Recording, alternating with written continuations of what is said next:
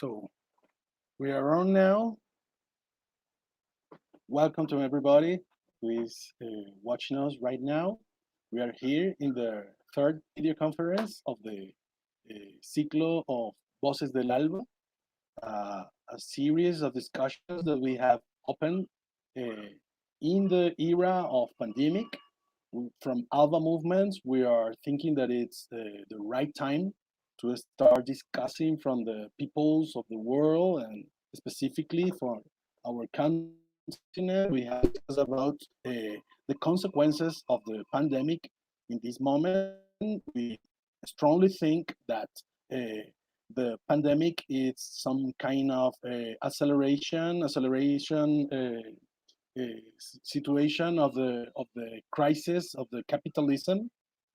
So these discussions are in the direction of being able to see what's going on from our countries and also to discuss about how we can denounce the actions from the neoliberal governments, and also how we can denounce the blockades and the sanctions against different countries. But also, these discussions are to think in the solidarity and the whole alternative that we have from our peoples, and specifically that we can start to discuss what are the alternatives, the thoughts, the ideas from our social movements that we can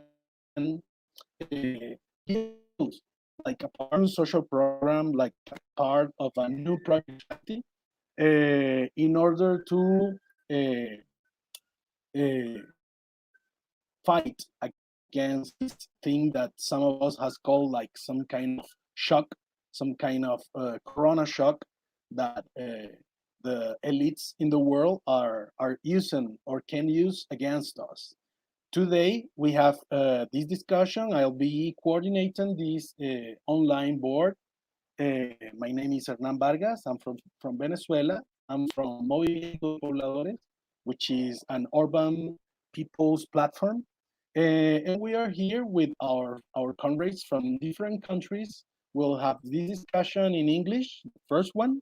And it's about how is this neocolonial offensive of the United States in this moment against the peoples in the world, thinking specifically in the recent information, the recent decision of the State Department of the United States of the deployment of a Southcomm Fleet, a Navy fleet in the Caribbean, with the so-called excuse of the fight against the drug traffic, but also basically to confront or to make pressure in Venezuela's government. So we will discuss about that issue, but specifically since three different angles. In the first one, we will have our comrade Claudia de la Cruz from People's Forum from the United States that will give us the inside view from the insides of the monster or from the imperium to see how is the view of how the pandemic do with the people of the United States, but also how are they looking this offensive against Venezuela, this deployment in the Caribbean. But then we will have a second point of view from our comrade Oswald Warwick, which is part of the Oilfield Workers Trade Union, who will be speaking a little from Trinidad and Tobago and seeing how is the pandemic affecting the Caribbean, but specifically how the Caribbean people are seeing this deployment of the Southcomm Fleet. How this does it affect the neoliberal and also the colonial agenda in the Caribbean region? Our friend Ozzy is also part of the Assembly of Caribbean People, so he can also give us like a little about the side from there. They have recently signed a campaign against this deployment in the Caribbean, and finally we will have the participation of our comrade Jonis, who is joining us from South Africa. He's part of the coordinating board of the International People Assembly, and he will speak on behalf of the situation in South Africa with the pandemic. See from South Africa the consequences of the offensive of United States, and as a representative of the whole capital interest in the world, how the neocolonial and neoliberal agenda it's mixing, melting with this pandemic era, with this virus. But he can also speak us a little about this initiative from the International People Assembly to put in discussion manifest who talk about how to put the life beyond capital in this moment. So with these three angles, with these three different point of view, we are about to start this discussion about neo-colonial agenda and how this offensive of the United States is right now affecting the people of our so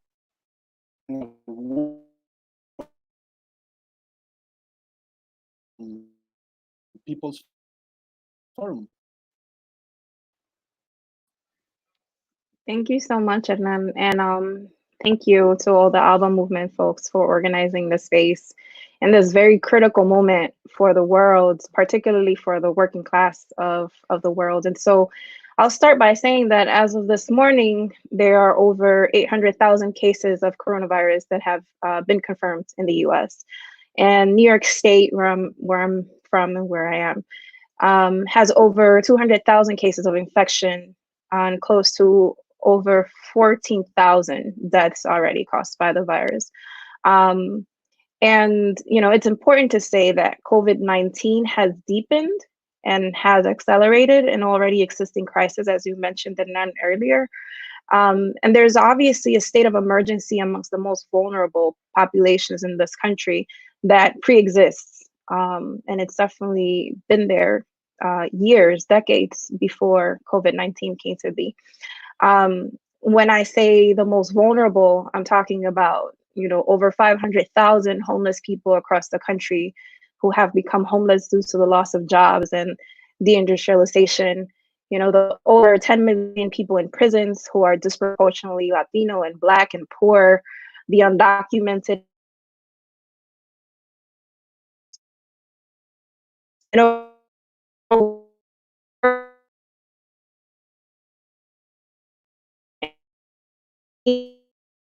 The virus or keeping their job to avoid unemployment and homelessness, food insecurity, and other problems. It's a very unfair decision to make, to have to make. But unfortunately, the system in which we live has created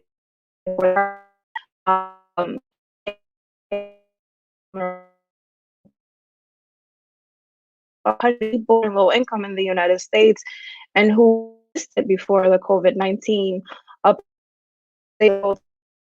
failed capitalist economic and political system. And we need to be clear about that rather quickly. And in a lot of these and lack of orientation from this country has created a lot of for example, and an administration that does not care or the lives of poor people. And so at this moment, with the horrifying reality of increasing deaths and infections, we have politicians that are pushing to lift restrictions and protocols and reopen the economy. We have, and many of whom have been paid by Trump supporters to go out and protest to reopen the economy.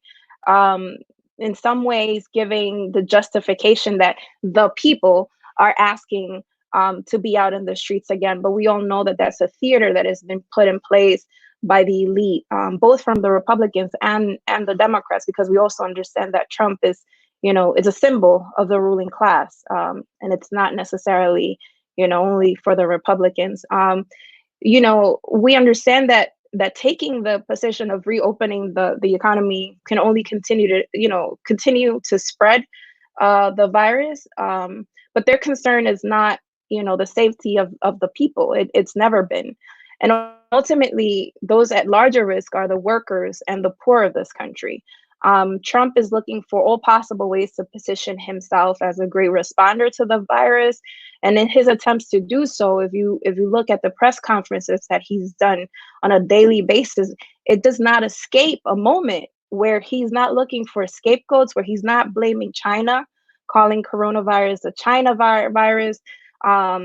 He has intensified an already existing war that was being waged against China.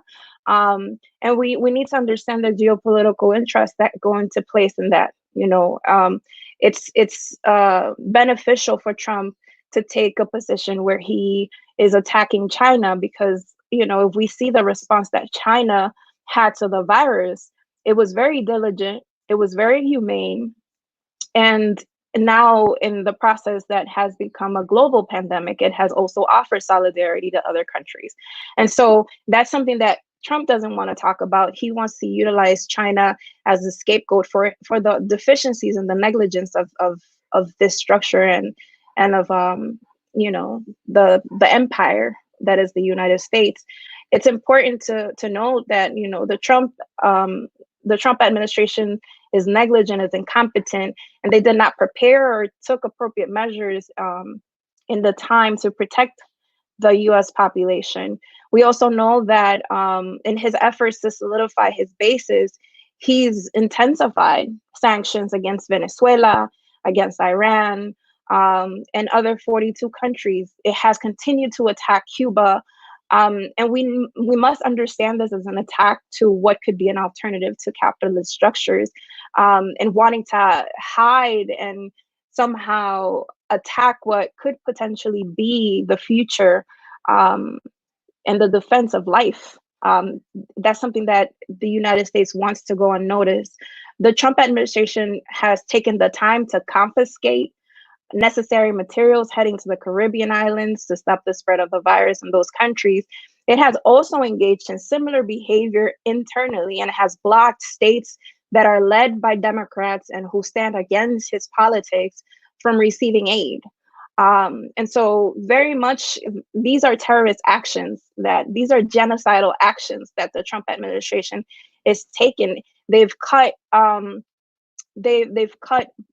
budget for the World Health Organization, and this is again a logic of capitalism. Is what they do in a moment of crisis. Is nothing outside of a pattern and outside of what historically has happened. Like, we need to think about the shock doctrine, and you mentioned the corona shock. Like, it's in moments of crisis that capitalists and elite utilize to advance their agenda, and this is something that that Trump is clear and his administration is clear on, and they're doing the most to be able to solidify themselves for 4 more years of Trump. And that's important to say, mostly because, you all might hear in the other parts of the world around, the possibility of Biden. Well, Biden was not a strong candidate to start.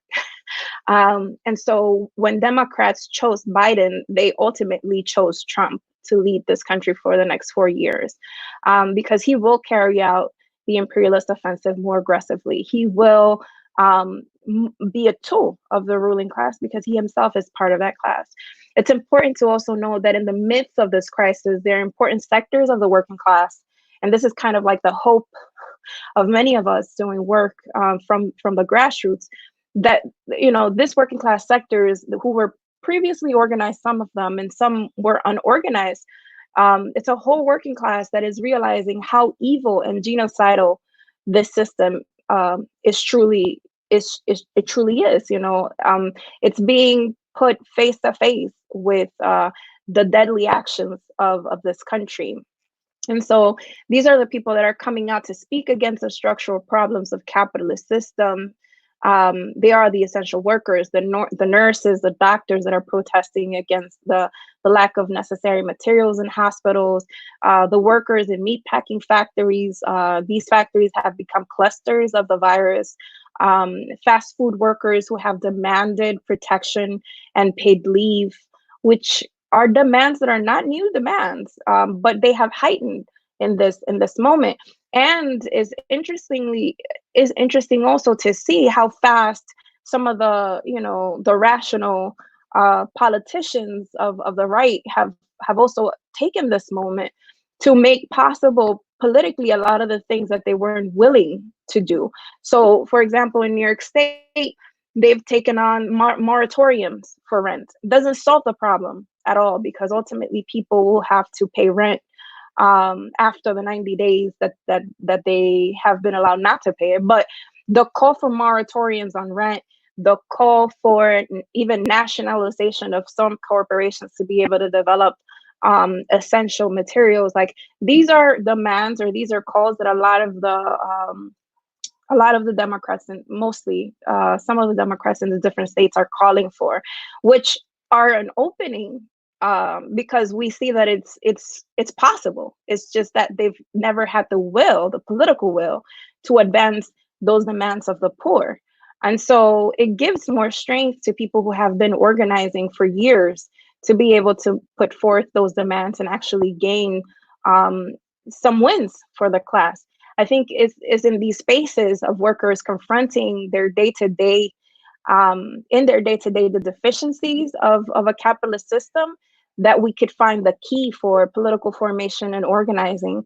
We estimate that post-COVID, the reality will be far worse, and that if we saw over 22 million people filing for unemployment in the last 3 weeks, we will surely need to prepare to see many more millions of people who will be unemployed, evicted, sick, homeless, hungry than we saw previous to COVID-19. This reality poses real questions to organizations seeking to advance the struggles of the class. How serious are we about organizing across lines of division to advance the struggles of our people? How serious are we about developing a strategy to gain state power independently from the Republican and Democratic politics? How can we utilize this moment to make international connections on who our enemy is and what we need to be building? How can we learn about building a socialist future from socialist projects that exist in the now, like Venezuela, China, and Cuba? We know that there have been for many years, concrete material conditions. At least for the last 40 years, there's been no material conditions in this country to wage a real class struggle. There have been many factors that have historical factors that have not allowed us to do that. But I think that this moment in history is key to engage in the battle of ideas, to build working class organization and build internationalism. We've been able to see how global capitalism has been the pre-existing condition that has allowed a virus like COVID-19 to cause millions of deaths, to increase misery all over the world. And so I think it's a key moment that we cannot lose as the left, as movements from the grassroots, to build and advance our class struggle. And I'll just leave it there, and I'm sure there will be more in the questions.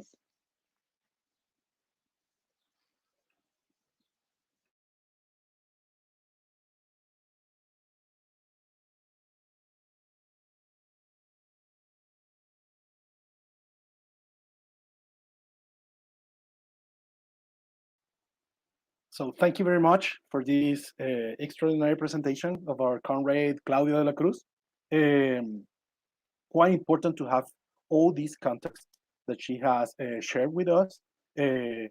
First, because as we speak in United States, we have more than 800,000 cases of COVID-19, but also we have more than 45,000 deceased.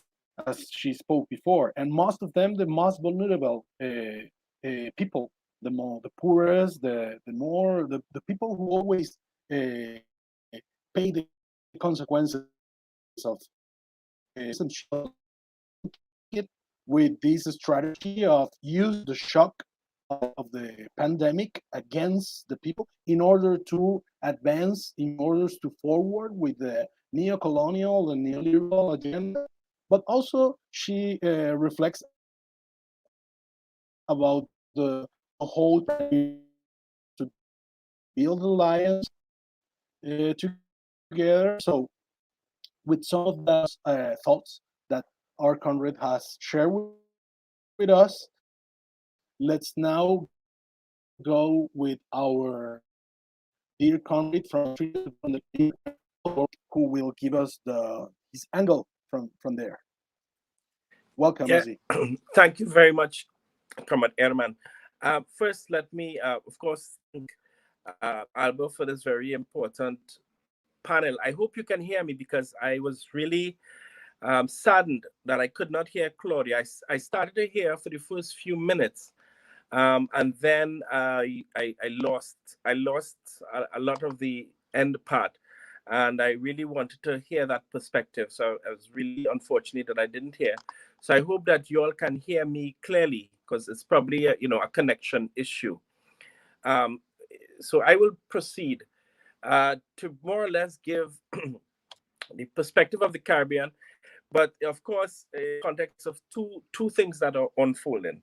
This pandemic, COVID-19, which is really shaking up the world in different ways. We are yet to determine whether whether good can come out or whether something very reactionary and fascist or even more fascist, you can argue. In terms of the Caribbean, we've had, for example, in Dominican Republic, something like 5,044 cases with 245 deaths. Cuba has 1,137 cases, 38 deaths, and Jamaica with 223, Martinique, Guadeloupe, 163, 148, and in Trinidad and Tobago, we are at 115. Barbados is at 75, Guyana is at 66, and then the other islands like St. Vincent, Grenada, St. Lucia, Dominica, they are more or less in their teens. So you're looking at about 7,000 cases in the Caribbean. But of course, the Caribbean is such a fragile region, extremely fragile.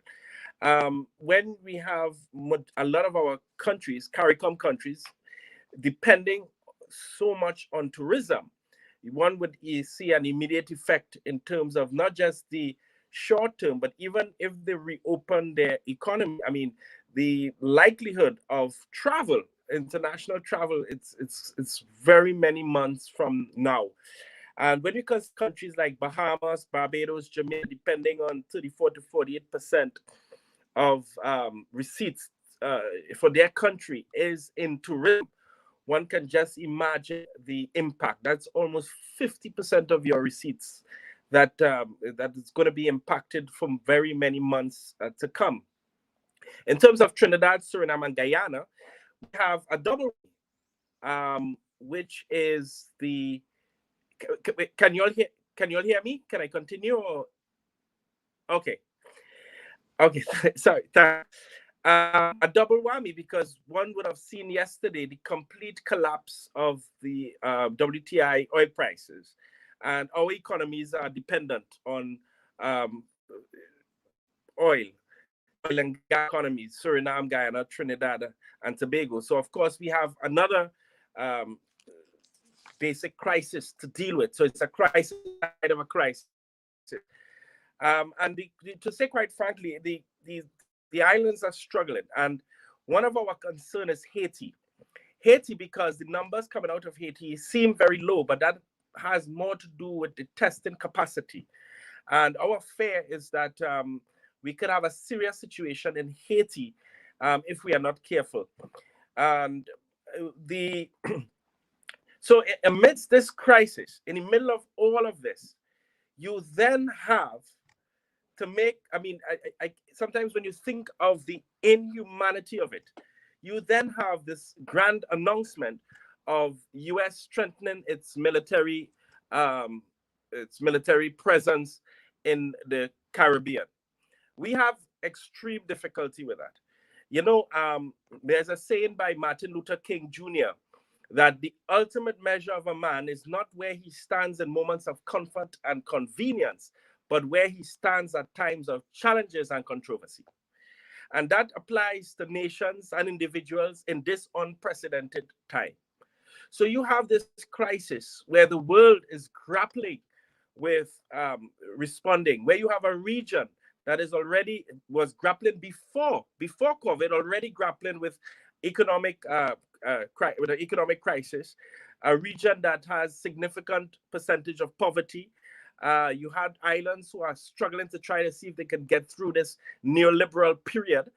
And then came this virus. So we are struggling, battling to save human life. And up comes this announcement about strengthening military operations in Southern Command. And let me just say to you all the origins of this thing called Southern Command. Southern Command, or USS Southcomm, has its origins in imperialism. It was started in 1903 when the US sent Marines to Panama in order to secure US control of the Panama Canal. That is the origins of Southern Command. It is grounded, it is birthed out of a imperialist, the US imperialist desire to fulfill manifest destiny. So here you have this announcement, and we are very, very disturbed as Caribbean people about that development in a significant way. The United States has a history of intervention in the Caribbean, in Latin America for sure, but I will just focus my presentation on the Caribbean. They have intervened in the Dominican Republic 1965. They've intervened in, of course, Cuba. They have, or attempted to intervene, well, they intervened in 1903, and of course, it's really through the Cuban Revolution that liberated Cuba from the US, and they've made attempts with the Bay of Pigs in 61. And of course, they have intervened in Haiti, they have intervened in Guyana. So we have this very unfortunate relationship with the United States that really says their attempt to impose their imperialist agenda on the Caribbean. We condemned outright that action taken in the middle of a pandemic. I mean, that is the part that is absolutely remarkable, that in the middle of a pandemic, when everyone's struggling to get test kits or get respirators or get beds or to get hospital spaces, you have the US imposing its aggression while in an instance maintaining and strengthening its sanctions against countries like Cuba and, of course, Venezuela. But you know what the United States has also done to us in the Caribbean in this pandemic? They have blocked shipment of equipment to Barbados and Jamaica. I mean, can you imagine in this period? And of course, as I said, to top it off, they attempt to strengthen military presence in Venezuela. We condemn that. Now, the Trinidad and Tobago Prime Minister on the 6th of April, he took the correct position, which is the position of CARICOM as it stands, which is to maintain Caribbean as a zone of peace.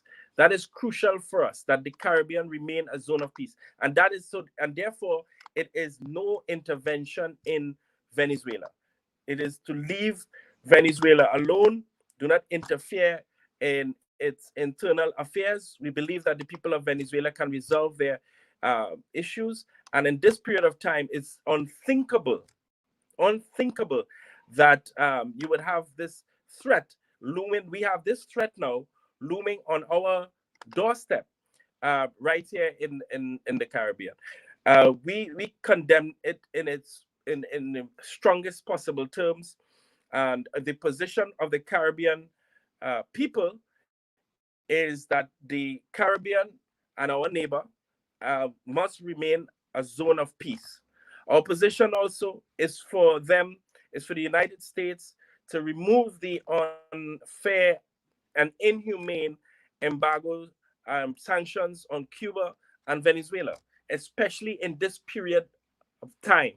I think that it is really, quite something to witness in our generation, to see the complete lack of humanity by the Trump administration. Say this because sometimes we ourselves have to make that distinction. There are good progressive people in the United States, and we will always stand in solidarity with them. But at the same time, we also have to condemn the administration's policies against our people. We see that as a threat to sovereignty, a threat to our rights and freedoms here in the Caribbean, and we definitely believe that the actions taken in the United States goes against fundamental human rights and against human conscience to be at this stage attempting to what we consider to intervene and to exercise or attempt to exercise regime change in the middle of a pandemic. I mean, regime change as a policy in itself is wrong. It's inhumane. It goes against the very nature of what it is for us to try to coexist on this planet, this one planet that we have. But to engage in an attempt of regime change in the middle of a pandemic that is killing tens of thousands of people, it is absolutely incredible. So with that, I would just leave you with those few words. Of course, expressing our concern about our brothers and sisters and all the frontline workers who are trying to do their best to save lives. We commend them. We extend great solidarity with them as they battle this pandemic. And of course, we stand resolutely strong in opposition to the United States intervention in our region, especially by the use of force. Thank you.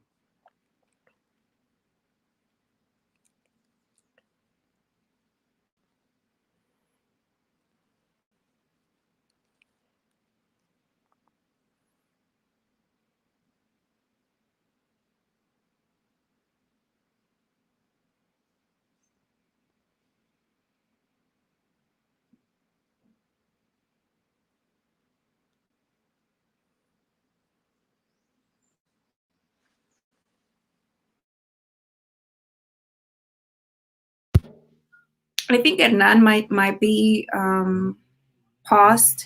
So I'm gonna just take on the support and facilitation and ask Jonis from South Africa and from the International People's Assembly to. Oh. Yeah, maybe I just wanna thank you very much, Claudia, to help us. I just want names.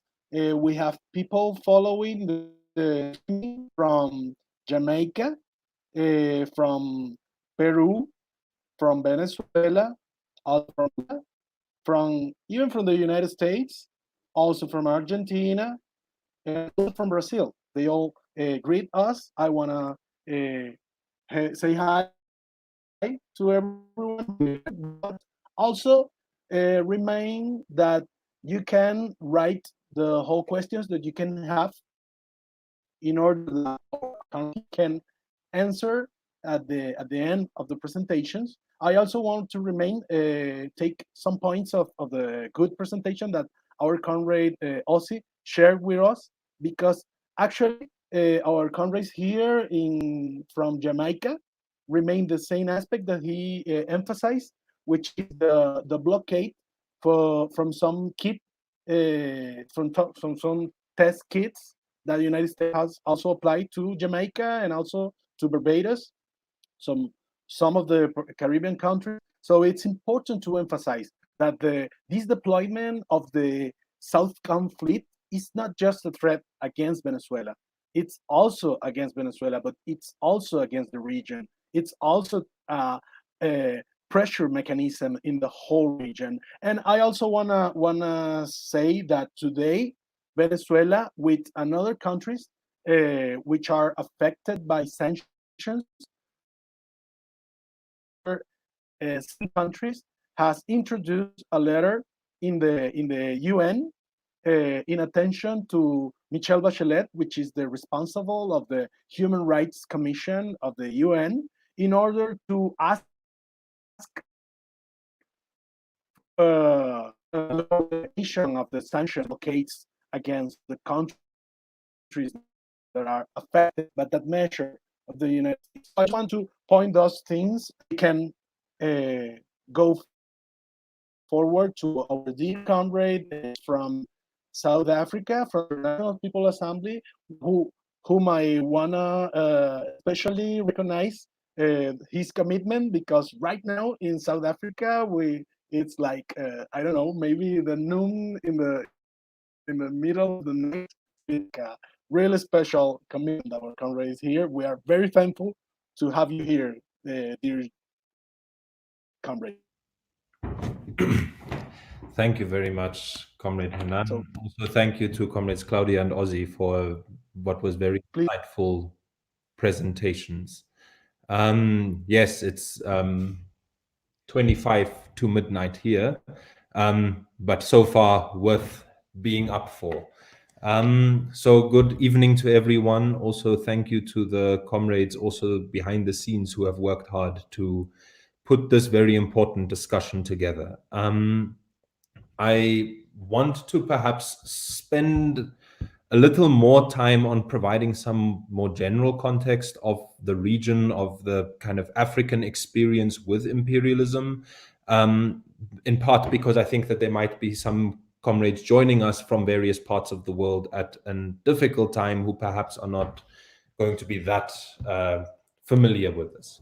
So before I do that, though, because it is almost midnight here, we are about 20 minutes away from walking into the 150th anniversary of the birth of Vladimir Lenin.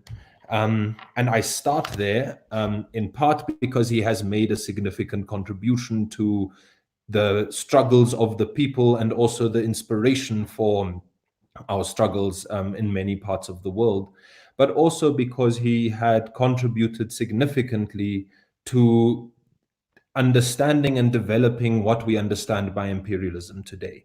And this is important because the text that he wrote on imperialism is one that was grounded in the 1884 scramble for Africa. The fact that in that moment there was a period where colonial powers in Europe met and around a table missed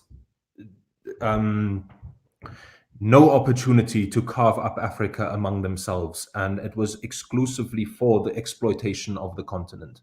And the fact that Lenin recognized that in 1913, what had transpired is that in reality the continent had, or the expansionist nature that capitalism had in its imperialist stage was such that it had run out of spaces to expand into, and therefore that the colonial powers started to turn on one another. So the recognition of capitalism in its imperialist stage as a system that is extremely violent, extremely aggressive, extremely expansionary is something that has been rooted in the African continent. And this is something that, I mean, many people will be familiar with a colonial experience. Various parts of the continent have had various forms of this, but as early South Africa, for example, the colonial project formally started in 1652.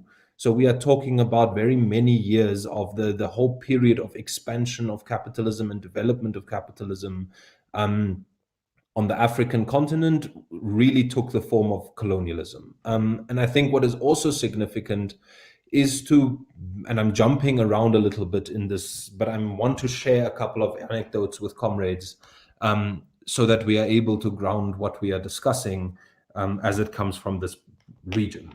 Because one of the points about this, not only is colonialism and imperialism a very violent system, but also this is something that, I mean, whether it is apartheid in South Africa, which lasted until 1994, or the colonialism that took place in other parts of the continent, in the early 1960s, there's a Martinican comrade called Frantz Fanon, who had been a militant in the Algerian War of Liberation, but who argued together with other people that capitalism reached a stage where Africa was not only useful as a place for resources, but also was a potential market. And in light of the fact that it is a potential market, one of the things that needed to happen was to shift from an exclusive use of violence to a new form of domination. And it's that new form of domination which a couple of years later, Kwame Nkrumah, the first president of Ghana, defined as neocolonialism. Again, not the only person to make this argument, but he identified the fact that this liberation that happened in the 60s for very many countries on the African continent really translated into some relaxation of political power when it comes to the colonial masters, but no relaxation on the economic front. So what happens is that there's a shift where many countries in Africa receive what is called independence, but the economy continues to be in the hands of the colonial powers, whether it is the internal colonialism of the white monopoly capital in South Africa, or whether it is, as perhaps an example, the continued role that former colonizers have played in various countries on the continent. And this neocolonialism on the African continent has really two forms, and both of them continue to be of two elements, both of them continuing to be very relevant today. One is there is an economic side to it, and perhaps as an anecdote, there are two what I find interesting examples of this. One is something introduced in 8 African countries, French colonies, in 1945, called the CFA franc, which is effectively a currency that was used by these 8 countries. This currency was something that 50% of the reserves associated with that currency needed to be kept in the metropole in France. So, and this is not something that was only in place in 1945. This is, as we speak today, still in place. And we are only speaking of starting to put this is only being lifted or shifted away from this year. So from 1945 until 1920, we have a currency in many African countries where 50% of the reserves are kept in France.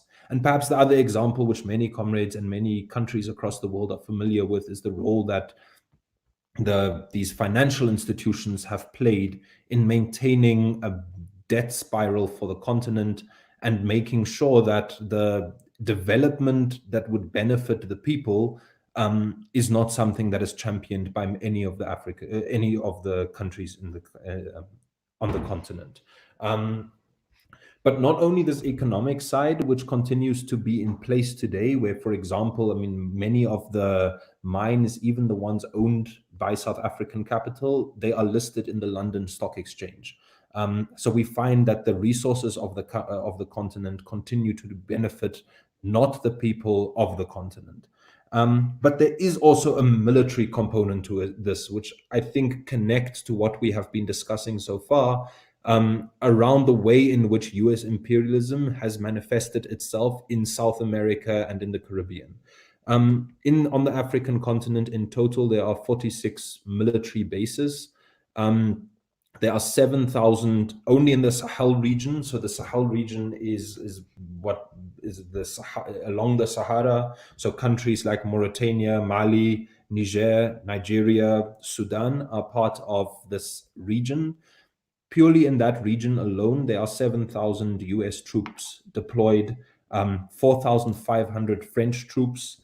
But there is also a shift what we have noticed, which is taking place, where there's a change of strategy again, and that is one of saying that instead of having these troops deployed on the continent, there's a $110 million investment into a a drone base in Niger. There are 23 different African militaries being trained. So we are moving into a period where the violent maintenance of imperialism on the continent is in many ways becoming a little more complicated, where technology and African governments will be in a situation where they are doing the bidding of imperialist interests. And I think it is important, perhaps just for context, for us to recognize in this environment, and I'm kind of going to get to South Africa in a few minutes, but throughout the continent, the relative disappointment at the liberation movements that have brought much hope to the working class and to the people of Africa needs to be understood in this context, where the liberation was perhaps liberation from the people who are sitting in parliaments, but it was never a liberation that recognized true sovereignty on the economic front and also on the military front. But also the other thing that we need to recognize as perhaps an internal factor is the limitations of a nationalist approach to our emancipation. So whereas nationalism was very important on the African continent and took the first step, there's a second step that must recognize that capitalism in its imperialist stage is extremely violent. It expands continuously, and it is something that cannot be fought against only in one place at a time. So the recognition that ultimately the oppression and the way in which the US is almost simultaneously deploying the Southcomm Fleet in the Caribbean and strengthening its military influence on the African continent, this is part of the same story. So we recognize quite clearly that the few liberated zones we have, the places like Cuba or Venezuela, who have not permitted the economic question to be economic sovereignty to be compromised, is something that is to be defended by the working class throughout the African continent. And this is something that we need to learn from, that we need to work with, because we do recognize that imperialism on the continent is something that requires really the only weapon that we have at our disposal, which is that of unity. And unity thereby, which is what people like Nkrumah or Walter Rodney have argued, is this unity taking the form of ridding ourselves of the capitalist scramble for Africa and uniting as a Pan-African project, a united Africa where the working class of Africa are the ones who are the beneficiaries of its wealth. So socialism and unity are the things that we recognize as the main points that we are able to rally around. And this unity, not only at the level of specific regions or parts of the continent, but throughout the continent as a Pan-African project, is something that we have identified as the counter to imperialism on the continent. And because imperialism and capitalism is international in character, we recognize that Pan-Africanism is precisely the same struggle that the comrades in Venezuela, the comrades in various parts of Latin America, what our fellow panelists have discussed here, have been pointing towards the fact that ultimately the wealth that we have must go to the people who are producing it.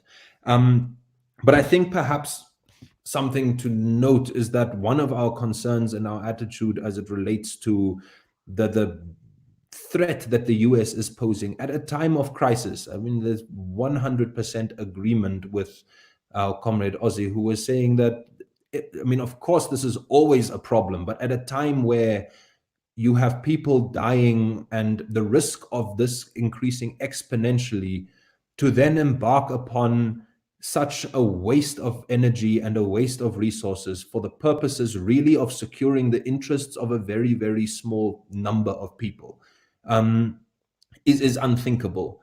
But we also see the paradox between, for example, Cuba, which responded to the crisis by dropping doctors all over the world at a time where US imperialism intends to drop bombs. I think that the kind of the anti-human nature of capitalism and imperialism is something that is very evident in that. So, and perhaps this recognition of the contribution that the socialist and left-leaning countries have made in a time of crisis, and the fact that the right-wing and neo-fascist countries in the world have really not had a response that is up to the task, is something that illustrates to us that this moment we are in is a moment that can really go in two ways, and our task is to make sure that it goes in the interests of the people. So perhaps this is a segue then into the question of the coronavirus on the African continent and in South Africa. So in Africa, generally, we have a total of just over 23,500 confirmed cases, similar to what the comrade was sharing with us about the Caribbean. This is perhaps not that accurate a figure because our capacity for testing is still limited on the continent. But we've had 1,160 people throughout the continent who've died. The majority of the infections, at least, are still in South Africa, with this morning about 3,300 infections and 58 deaths. This is significantly less than many other parts of the world, so we have so far not had our peak. Of course, the massive concern is that the fact that the worst healthcare system or systems around the world tend to be found in Africa. So when our defense, when the virus expands, is not something that we have much ability to mitigate through our health systems. But there are a couple of things that we, of course, therefore are very concerned. And this concern takes the form of recognizing that when this virus hits the poorest and most downtrodden parts of the continent, there is a high likelihood of mass carnage caused by the virus. But one of the risks that we are facing is not necessarily the biological risk of a pathogen that can kill people, but also the risk of how governments, particularly governments that are grounded in a neoliberal ideology, how they respond to it. And the challenge there is, for example, the fact that the responses in many parts of the continent, including South Africa, have ultimately been grounded in a neoliberal understanding of the way forward. So even things like the precautions that we are being told to take, lockdowns, washing of hands, physical distancing, and so forth, I mean, these are accessible to the middle classes and the elites on the continent. People who are living in cramped urban settings, no access to water, no capacity for social distancing. The benefits that one might have of a lockdown are not transferable to those comrades. And this is, in many parts of the continent, including South Africa, the majority. And what we see is that because obviously when you have, as is the case in South Africa, often upwards of 10, 13, 15 people living in one shack, the idea of being on lockdown and not leaving your house is simply not a reality. But unfortunately, instead of a sympathetic or an understanding response, we found an immense militarization of the response to COVID-19.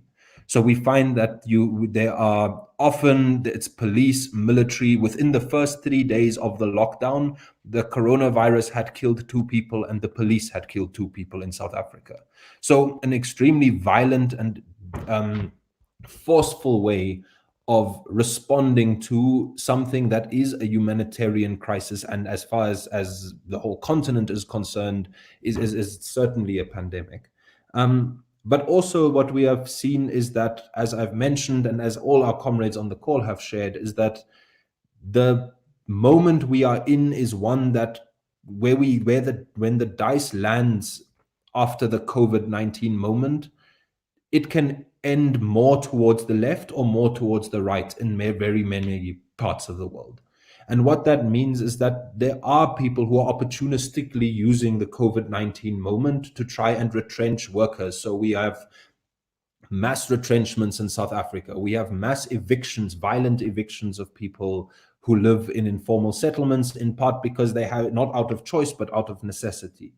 And we are also very concerned about the fact that we have reached a point, not only in South Africa, but in many parts of the continent, where the risk that most people face is in many places higher as a result of hunger than of COVID-19.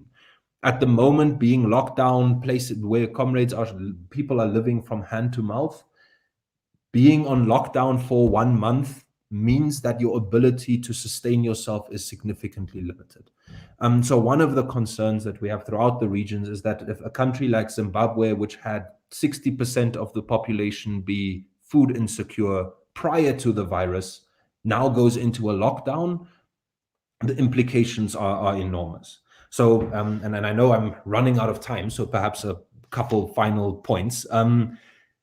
Because, and sorry, the last thing I think that's also highly concerning is that in South Africa, where violence, particularly against women and children, again, even in the kind of non-crisis moment, was in a state of crisis, we are extremely concerned about the fact that locking people into their homes, where their homes are not necessarily the safest places to be, is not doing a service to anyone.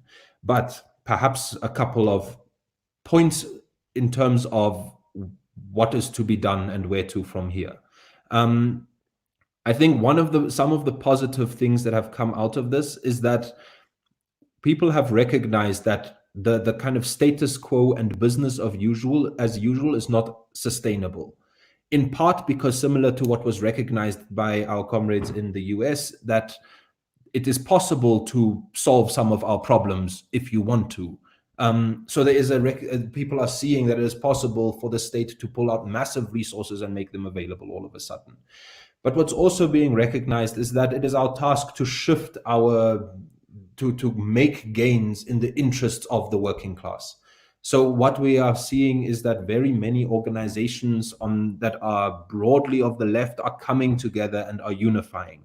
And what importantly is happening in many places, the people and organizations who are most in touch with the masses of people on the continent are precisely the social movements, the people's organizations, the trade unions, and so forth. So what we are seeing is that social movements, trade unions, people's organizations and movements are the ones who are effectively illustrating the way forward. So we are the need that people have for food, for hand sanitizer, for kind of really basic needs are not being met by the state, but it is the social movements and the organizations that are showing the way forward. So this alignment or this kind of like realignment of forces against this extreme neoliberal agenda is a positive sign. And our task is, and I'll end here, our task is to invest our energies into this, because what I was talking about Pan-Africanism and working class unity and learning from one another and fighting the capitalist system is precisely what these moments allow us to do. And this is what we have seen happening, and what the International People's Assembly, not only internationally, but in the region, is aiming to do and has started doing already, is to try and synthesize these efforts into something that can make concrete gains, not only in the short and medium term, but ultimately gains that allow us to emerge out of this moment with a roadmap towards an emancipated future for most people. Thank you. I'll pause there.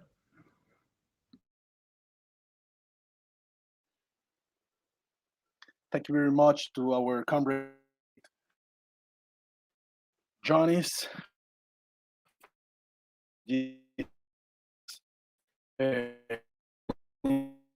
Walk through that our comrades before, our comrade Ozzy has talked about, but then also he reflects about the whole neoliberal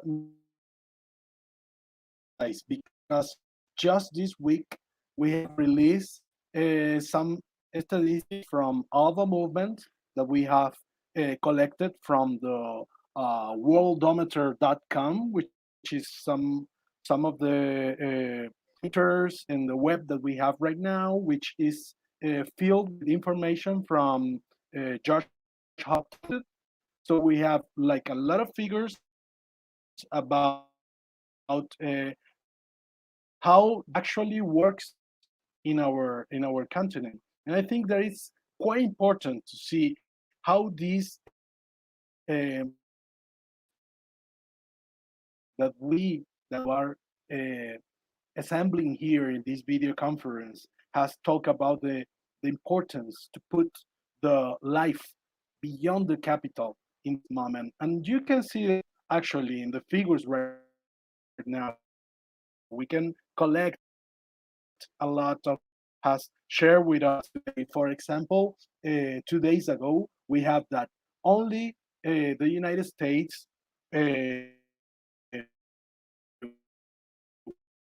with Canada have most cases of in the whole world of the also in the other way you can see that in our region in the other hand the countries from ALBA like Venezuela, Nicaragua, and even the Caribbean have a little more than 1,000 contagions, and that with expansion, with policies to flat the curve of contagion. And that's kind of the relevance of how a government that works in order to reproduce capital thinks in another direction, as our comrade Claudia has talked to us before, which is about think in the crisis as a possibility to go forward in the capital agenda, in the neoliberal agenda, in the colonial agenda. And on the other side, you have another governments that are running in another direction. That's kind of the case of also of Mexico and Argentina, and also the way we see right now China, which has been so stigmatized with the whole virus stuff. Also, as Claudia before, they are trying to release the responsibility of the United States in the neglectful management, saying blaming China, which is also part of this war. They call it like a trade war, but we know that actually is an actual war for hegemony in the country. So I think it's quite important. I wanna emphasize in one question that our comrades from there has joined some comrades from Mexico that is quite interesting to from South Africa, and he actually asked, "What can we do unite against them?" And I think that's part of the final presentation of our comrade Jonis, but also then our friends from the have are united against imperialism. We have networks, we have bodies, we have challenged ourselves in bringing power to do something material. So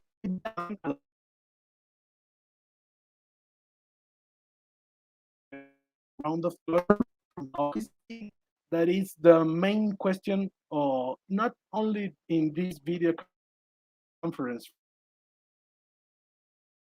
this discussions, and even the whole video conferences that right now are going on with people thinking and asking what to do in this moment. So I think that is quite important, maybe have some reflections for you in order to close this quite interesting today. We can start with our with Claudia. I'm gonna start by apologizing if the internet's sketchy on my side. There's a lot of people connected at this time, so hopefully you all get everything I share. I think it's important for the purpose of unity, at least in the United States, there needs to be much more of political formation that happens, where people are able to understand from a class consciousness that you know, when we talk about internationalism and we're talking about anti-imperialism, we're talking about a global political strategy to advance the struggles of the working class.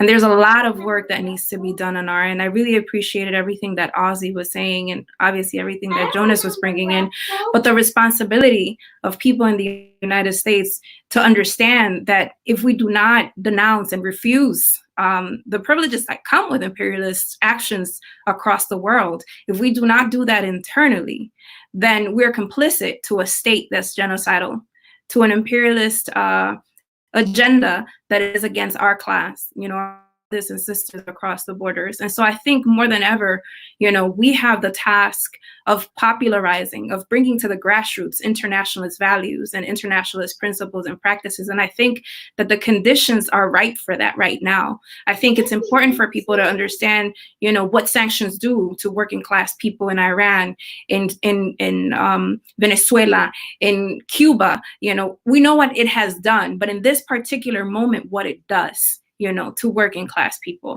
What does the fear of being invaded do to people in the middle of a crisis, right?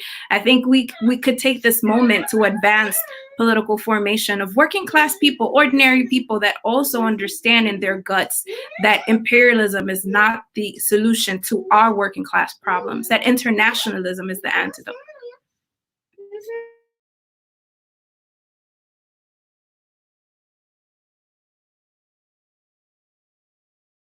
Conrad, Ozzy? Yes. Again, I do not know why. I just can't hear Claudia at all. I suspect that the U.S. The U.S. CIA is trying to create division between the progressive movements in the United States and the Caribbean. But we will fix that, Claudia. We will not let them keep us divided. I do think that this is a good start in terms of how do we strengthen the relationships and strengthen the networks that we have. In other words, rather than trying to create new things, we have existing networks and structures that really needs to be strengthened. Maybe it took a virus for us to force us to have these types of interactions. I was particularly impressed with Johnny's intervention. And he's all the way in South Africa, but he's right here in the Caribbean for me, right? So I think really if we can strengthen the existing networks that we have, the ACP, the ALBA movement that we have, the other thing is we need to help us unite against imperialism. We need to have consensus on terminologies and definitions.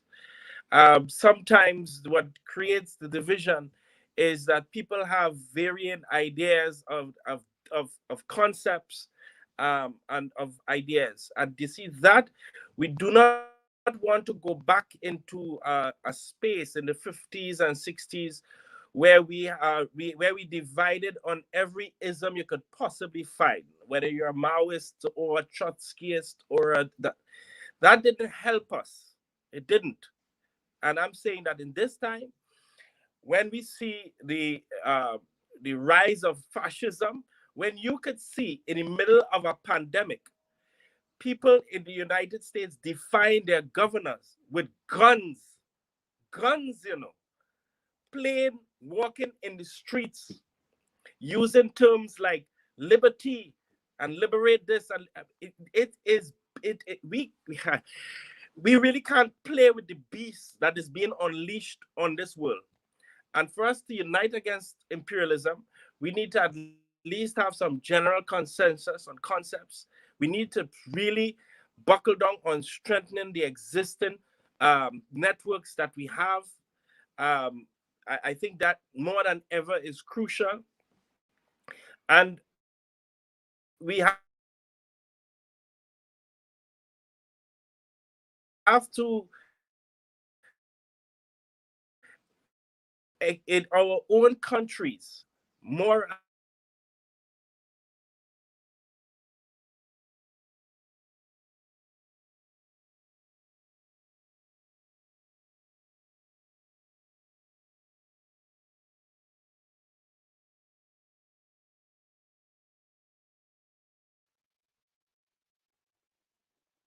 Maybe we are experimenting some troubles with the connection of our friend Ozzy. Ozzy, are you back? Yeah, I'm back. Okay. All right. So, well, definitely they're trying to interfere. So Definitely. I will close off If you by talk about saying SIA, that that happened. maybe yeah. So maybe what we are doing right now means that we're on the right track. So I will leave it there. Great. So now let's close this round with this brief round with our Jonis. Thank you, comrade. I think I feel as though I'm summarizing because I agree with the points raised by both. So apologies, Hernan, for taking your job. Because I think it's accurate what both the previous two speakers have explained is that, and this is also our analysis in the region, and it's also the kind of like political work that we are mobilizing around, is that the two things that tend to build unity is collectively developing an analysis which has a pedagogical educational component. So what terminology we use, what is the moment, and not just analysis in kind of historic archaic terms, precisely what this call is doing, which is bringing people from across the world together to try and understand what is this pandemic and how do we understand it. So this collective construction of an analysis with our organizations, with our the various social movements and people's organizations that are around us is one element, I think, that builds unity. And this is not just internally, but also across borders, for us to develop a collective understanding of various things and having joint and trying to develop a unified pedagogical program that allows us to understand the moment. The second thing that builds unity is doing things together. It seems kind of obvious, but it also is the thing that we sometimes battle to do because we tend to be divided along the lines that imperialism has chosen for us. So, being unified in our solidarity with the comrades across the world who are subject to sanctions, or the people who are being evicted in the shack settlements, this kind of joint programs of action are ways of consolidating not only unity within our organizations and our regions, but also internationally. The kind of story we all tell is that in 1987, there was a battle in Quito Carnival in Angola, which was the liberation movement against the racist South African state at the time.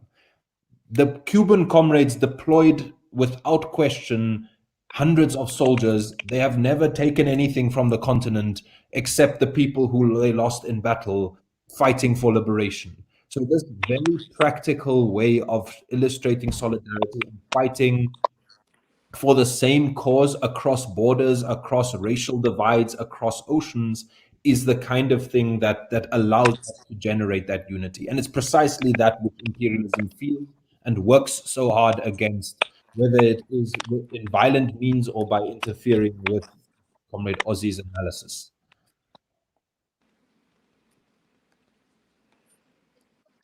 Well, I have to say, out of any ceremony, actually has been an honor this sharing this discussion with you, fellas. I have to say two things in order to close this really meaningful discussion that we had today. One of them is that actually contributing with the facts that we have been discussing here, it's quite important to see the common links between the Caribbean, North America, Africa, as well as the people which struggles, of course, and most of all, are already linked by different platforms. But it's important to use exactly this moment crisis that is catalyzed by the pandemic, but which is also the crisis of capitalism. It's important that we can take advantage of it. What we are doing here today is actually trying to establish kind of tools of political education that we can have to collectively understand what's going on, because most of the time we have like difficulties to understand what's going on in this moment, and the in the other side, the elites, the central countries, the capital circuits, they know very well what's going on, and they are thinking beyond us, and we can have that. We have to diminish that leverage that they have, that advantage that they have. So it's important to continue building this stuff, even against the whole difficulties that we can have in a technological order. Of course, that if we mention CIA more than one time, it will happen. Uh, but it's important. I wanna all, by the way, thanks to my dear comrade Claudia, which has been uh, like in the sidewind scene in the moment that she has to take control in the moment that we have problem maybe with our connection in Venezuela. Of course, we have a lot of troubles of that kind with the connections. So I think that it's quite important to continue with these discussions. Actually, we have been discussing with the comrades from the Caribbean the importance to have then different discussions. Maybe this one is the first in English, then we can have one more, and also we can have another one in Spanish too. Our friends from the live comments has told us that they want to have a translation, a translated version of this discussion. So we can try to make the effort to in order to build that with our communication teams. But also we need to have maybe a French one session like this. So we have to diversify the whole means that we have. Also share some of the materials that we have right now. For example, our comrade Jonis has offered to share some of the things that he has shared with us. He has like a PowerPoint presentation, and we will share it in our link in our network afterwards. I think that are all part of necessary efforts for this moment.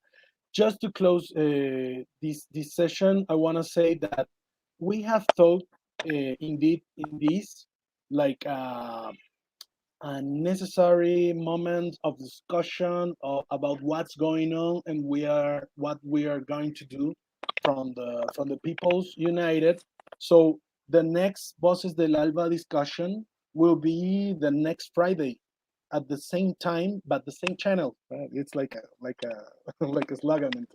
So it will be also by YouTube and also by Facebook, by VOCES del ALBA channel. The next one actually, which has been like a theme really related in this discussion, it's about the different social measures of taking care from our communities, from our social movements, from our own solidarity.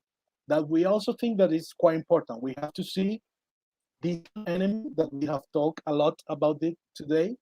We have also to see how the enemy works. We have to denounce the blockade, the sanctions, the different colonial policies. But we have also the the duty to see the whole thing that we are building as alternatives from below. So from below, it's important to see the thing that we are doing. So the next discussion will be this Friday about that theme, the social strategies of solidarity from communities and from social movements. And I want to say that. I also want to say that thank you all. Thank you, dear comrades, for this great opportunity. Again, it's been a great honor for us. Thanks to all the people that has follow us by the streaming and that That's all I have to say. Thank you very much. Venceremos. Venceremos.